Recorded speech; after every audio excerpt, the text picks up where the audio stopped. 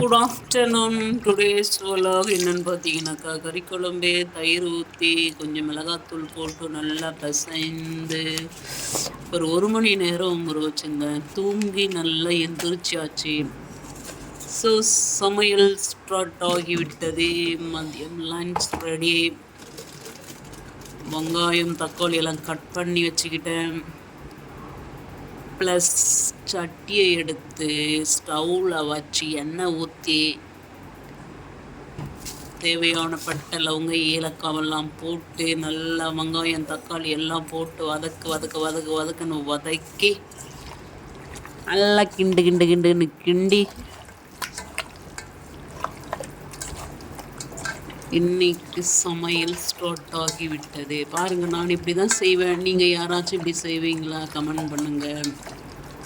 அதில் வந்து நல்ல மிளகாத்தூள் போட்டு நல்லா ஊற வச்சா தாங்க கொஞ்சம் நல்லா கறியில் அந்த மசாலாலாம் இறங்கும். தயிர் ஊற்றிட்டு மிளகாத்தூள் உப்பு எல்லாம் போட்டு கொஞ்ச நேரம் ஊற வச்சுருந்தேன். இது ஊறத்துக்குள்ளே கொஞ்ச நேரம் நல்லா தூங்கி எந்திரிச்சு பார்த்தா நல்லா அப்படியே இதுவாக இருந்தது. ஓகே, ரெடி ஆகிடுச்சு. இப்போ வந்து பார்க்கலாம் வாங்க.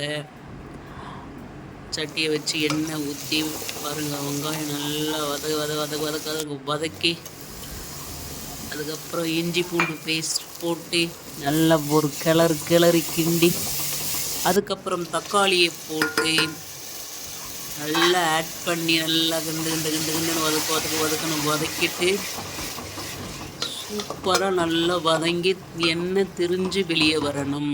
அப்போ தான் வதங்கியிருக்கு.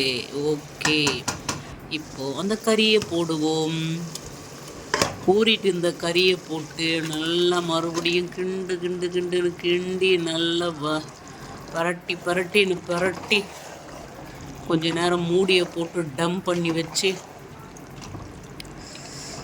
பாருங்களாம். பார்க்கவே ஆசையாக இருக்கா? டியூட்டி போயிட்டு வந்தேங்க. ஐயோப்பா, டயர்டு, அப்படி ஒரு டயர்டுங்க. காட்டு மன்னார் கோயில் அப்படின்ற ஏரியாவில் போயிட்டு வந்தோம்.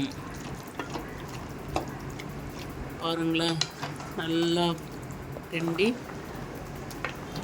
தண்ணி ஹாட் வாட்டர் தான் ஊற்றினேன். இதுக்கு கொஞ்சம் ஹாட் வாட்டர் ஊற்றி வதக்கியாச்சு. Thank you. May God bless you.